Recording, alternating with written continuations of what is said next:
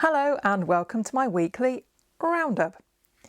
Anyone who watched last week's video will know that last weekend I was taking part in the Twilight Hour, which was part of the Festival of the Sky at Cleethorpes. It was an incredible show put together by entertainment company Periplum.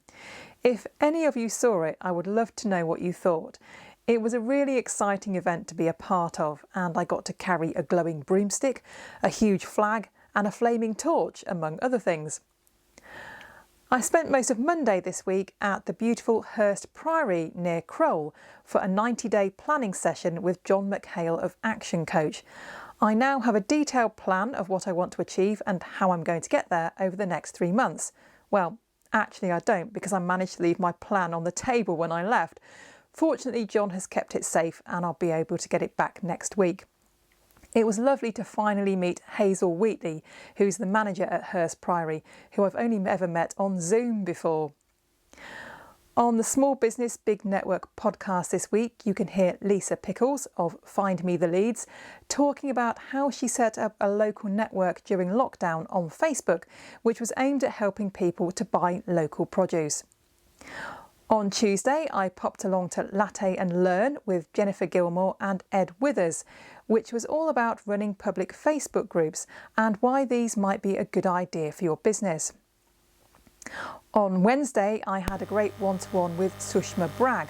I've known Sush through networking for a number of years, and recently she's been talking about how she's making money on the foreign exchange.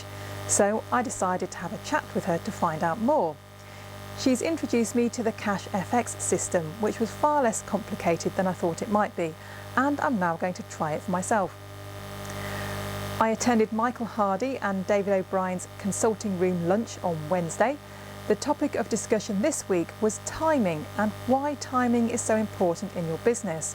You can have the best product or service in the world, but it won't succeed if the timing of it is wrong.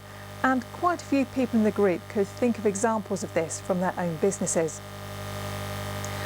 Wednesday evening saw the long-awaited return of Wired Curry.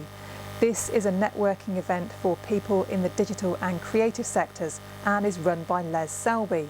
It's one of my favourite networking events, partly because they're attended by a great crowd of people, but also because their food is always so good. The next event is on the first Wednesday of November, and if you're interested in coming along, then get in touch with Les Selby. Yesterday I listened to an interesting webinar with Johnson Emmanuel, which had been organised by Andrew Miller.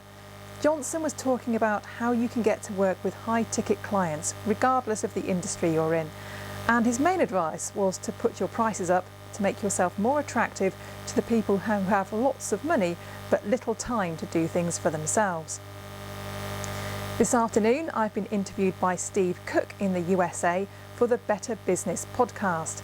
We talked about getting started as a freelancer, how to use networking to get yourself known, and how to use email outreach to connect with the clients that you'd like to work with.